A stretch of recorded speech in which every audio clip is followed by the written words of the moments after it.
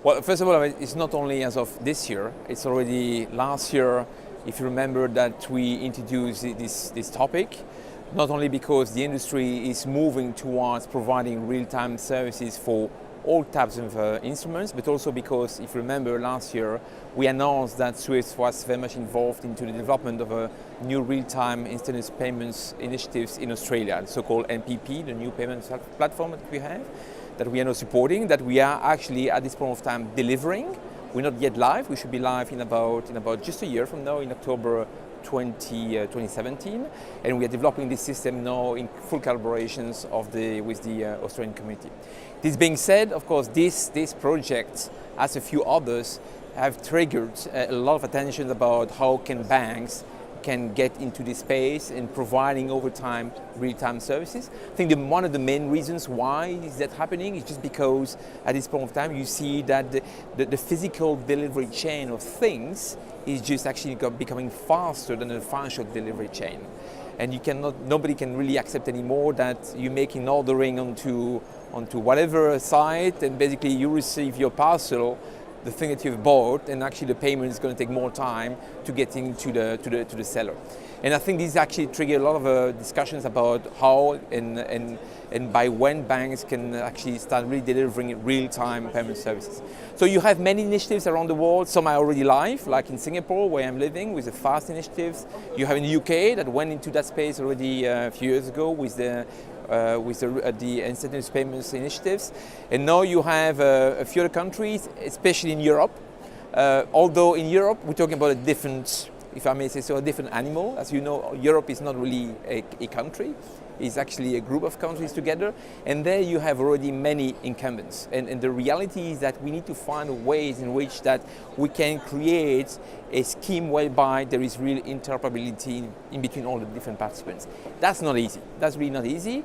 Clearly the ECB, the European Central Bank, wants to push very much into providing interoperable schemes, technologies as well. The market will figure out exactly how to do and what to do with this. SWIFT is very much engaged. We want to clearly supporting this. We feel that we have the right experience, the right knowledge, the right assets to helping this when it comes to messaging, when it comes to standards, when it comes to integration, when it comes to really providing this interoperable, standardized approach. This being said, as you know, we have also many other things on our plate. And clearly we need also to make sure that we're putting the right priorities at the right time, knowing that somewhere in Europe the market has still to figure out exactly how they're going to be doing this. Knowing also that you have also many other challenges like investment need to be done, what's going to be the real business case, although many people are talking about the benefits of that is not really about charging citizens. It's about big data, having access to the behaviors of people, and that could be actually a good return the banks can have as well. So the jury is out.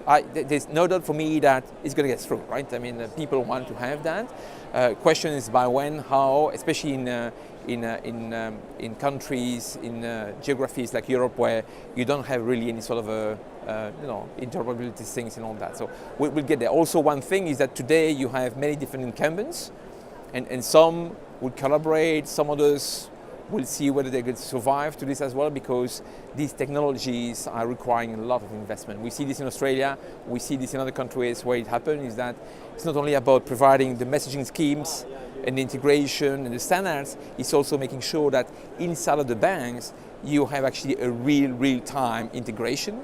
And as you know, banks are still far from actually really providing interactive systems across the board. Well, I think as an industry, I mean, everybody realized that that's the way to go. Now, again, collaboration is difficult in here because, the history is there, right? I mean, history is made that for the right reasons at the time that banks have been investing in other utilities. For instance, in Europe, you have the automated clearinghouse, the ACHs, that have been there, that have been delivering their services, right? And clearly now that we're moving to eventually for the Eurozone to something that should be much more coherent, interoperable, that you just actually wonder whether there's still a need to have actually as many of those clearinghouses as before. The industry will be figure out exactly how they can be collaborating instead of actually competing against each other. So I think the market force will define this. There's one clear guidelines that is all requirements. That's the one that is set by the ECB that says, well, we want to have interoperability because we don't want to have to impose a second SEPA in about 5 or 6 years down the road, right? So they want to take actions now to making sure that no further investment will have to be realized by the industry, in the future.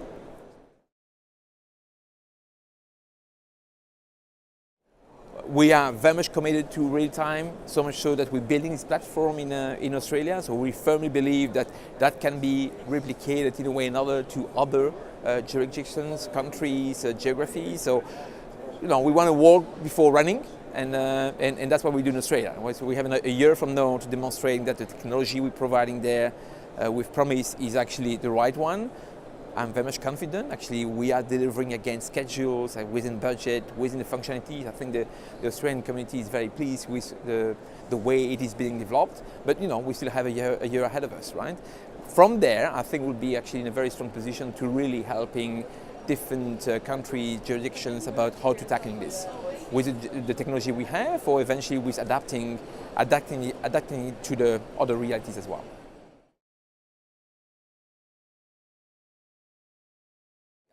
Listen, we've launched this just a year ago. We're in Sibos, Singapore, just a year ago. We launched that initiative, right? Knowing that we wanted to address basically 3 major issues, which is about transparency of fees, making sure that that people really understand actually what they have to pay when it comes to international payments, that there is no surprise, at the beginning of the chain or at the end of the chain. Speed, making sure that international payments, perhaps cannot be really interactive, but at least that it can be delivered within one day. And then finally also making sure there is a full coherence across the system, that what we're proposing can be over time connected to value-added services as well, right? So that was the promises. We launched initiatives. We have now, 1 year later, we have about, the last count I think is 85 banks, or 86, I'm still counting, it's coming actually, it's good, it's developing very fast.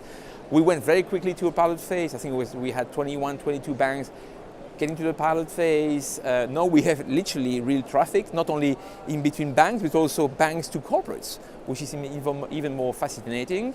I think that what is really amazing with this is that we've come up with this with the combination of proven technology, which is what banks have today with SWIFT, the fin application, the 103 that we have slightly adapted, and new technology. So the so-called tracker that I will compare to the DHL for payments, so basically where banks are capable to monitor, step by step, where is the payments, what are the fees, and all that, whether actually it is being delivered according to the SLA. All of that is in the role. So the banks we have today that are supporting this are representing about 75% or to 80% of the correspondent banking market. That tells you about the traction it is.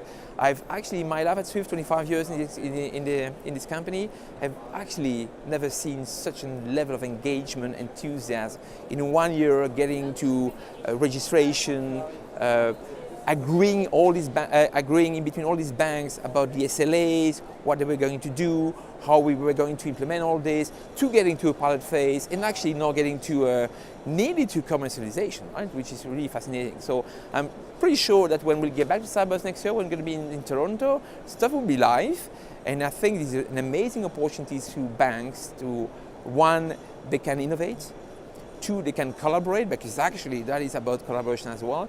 And 3, they can come up to the clients with something that is really valuable. So GPI for me is really promising.